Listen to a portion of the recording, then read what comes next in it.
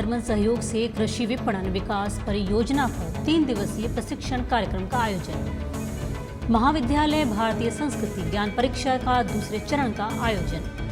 Police थाना झिंझियानी द्वारा ग्राम पंचायत लखा सरपंच प्रतिनिधि पर जानलेवा हमला करने में शरीक मुलजिम को किया गिरफ्तार।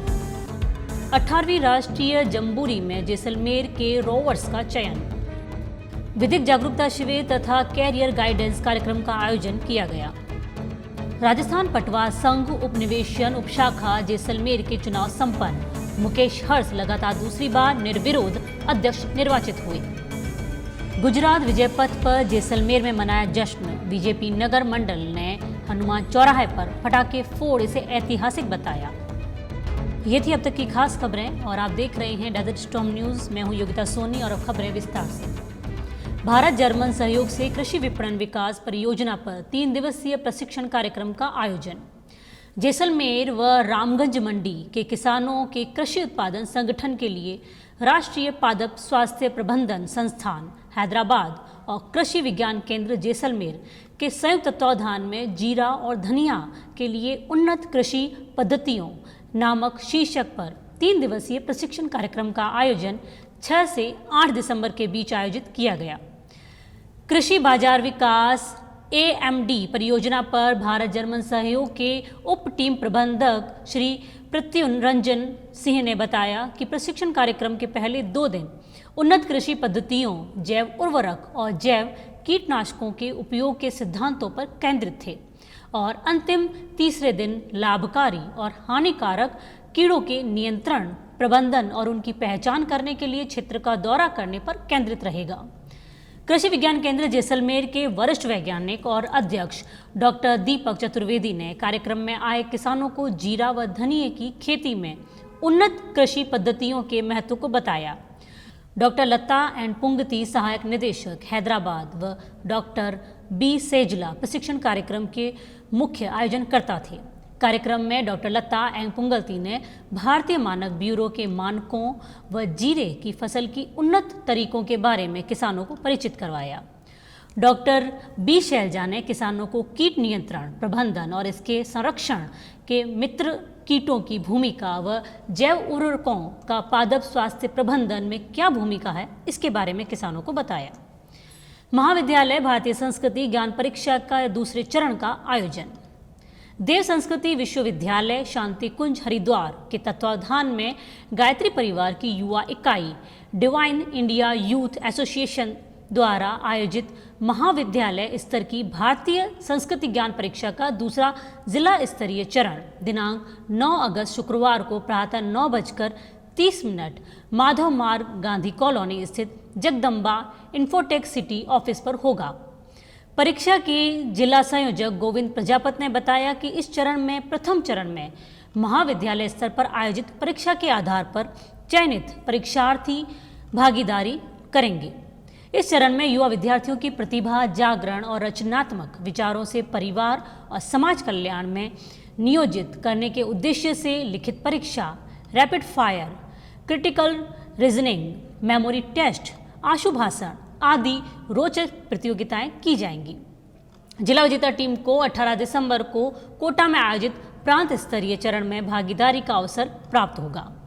कॉलेज स्तर पर विजेता टीम को स्मृति चिन्ह और सभी परीक्षार्थियों को प्रमाण पत्र प्रदान किए जाएंगे।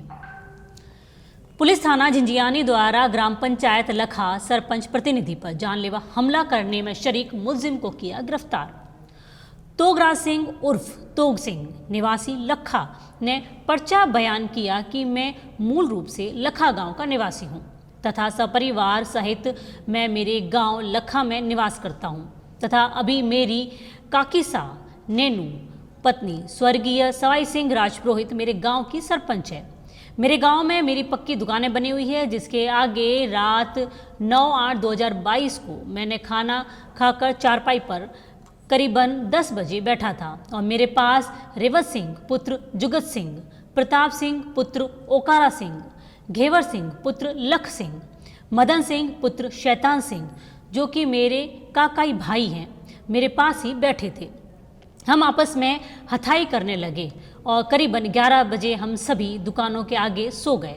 तथा करीब 1 बजे रात्रि को हमारे सोए हुओं पर भादर सिंह पुत्र मग सिंह वगैरह व अन्य 1 से 5 आदमी अपनी अपनी 2 कैंपर गाड़ियों में भरकर आए और हमारे ऊपर धारदार हथियारों से हमला कर दिया और मेरे ऊपर तलवार से भादर सिंह ने मेरे ऊपर वार किया, जिससे मैं घायल हो गया, तथा टीकम सिंह ने सरिया से प्रताप सिंह के हाथ और पैर पर मारा, जिससे उसे चोटें लगी है, तथा तेजमाल सिंह ने लाठी से रेवत सिंह के सिर पर व हाथों और पैरों पर मारकर घायल कर दिया।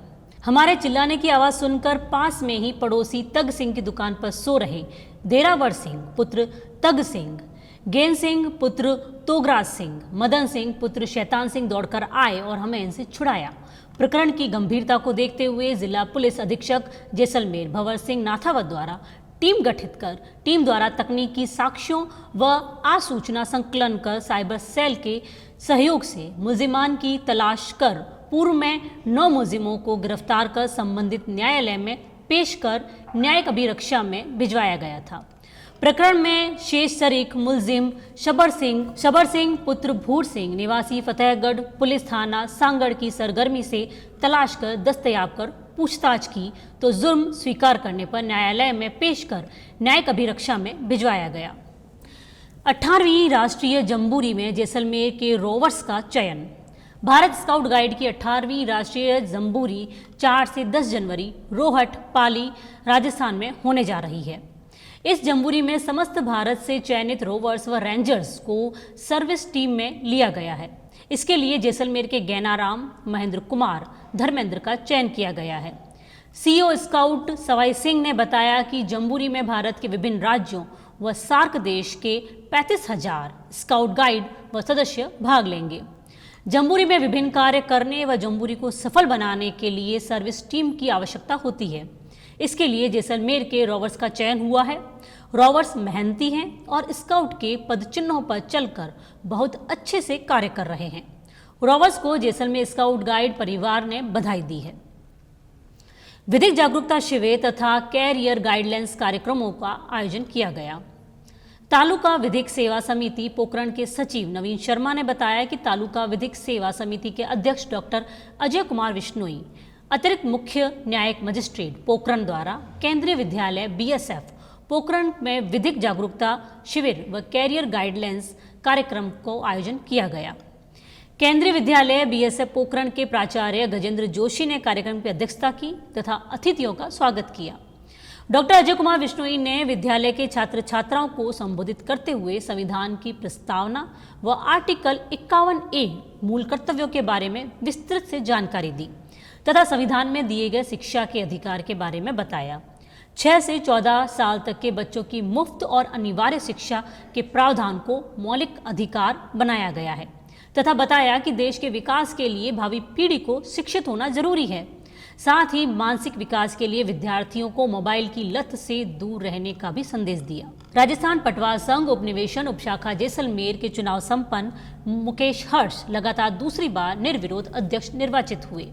राजस्थान पटवार संघ उपनिवेशन उपशाखा जैसलमेर के चुनाव संपादित हुए।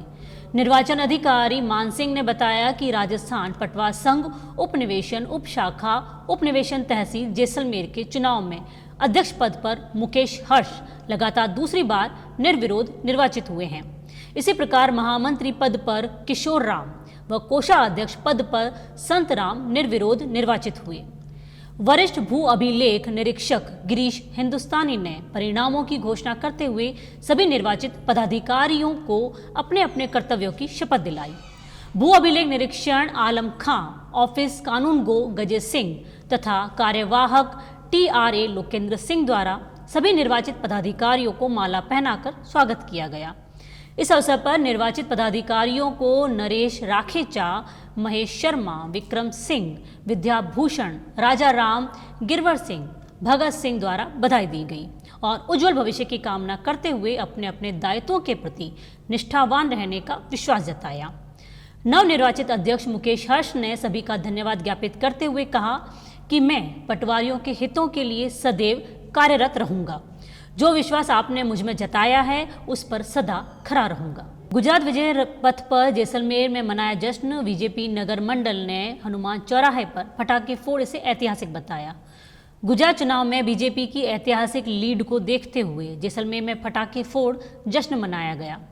बीजेपी नगर मंडल ने हनुमान चौराहे पर नरेंद्र मोदी जिंदाबाद के नारों के साथ पटाखे फोड़े। गुजरात में बीजेपी को मिल रही ऐतिहासिक जीत का जश्न मनाया गया।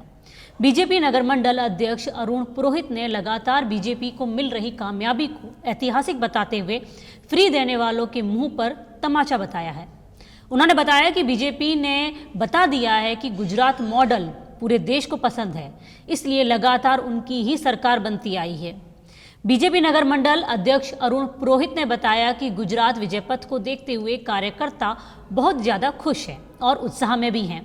हमने हनुमान चौराहे पर पटाखे फोड़कर जश्न मनाया। उन्होंने बताया कि इंदिरा गांधी की ऐतिहासिक 149 के आंकड़े को बीजेपी पार कर रही है। इससे बड़ी ऐतिहासिक जीत क्या होगी। उन्होंने बताया कि नरेंद्र मोदी के गुजरात मॉडल ने पूरी दुनिया में झंडे गाड़ दिए हैं।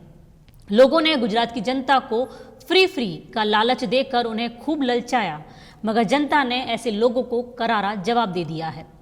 इस दौरान हनुमान चौराहे पर काफी संख्या में बीजेपी के पदाधिकारी व कार्यकर्ता मौजूद रहे।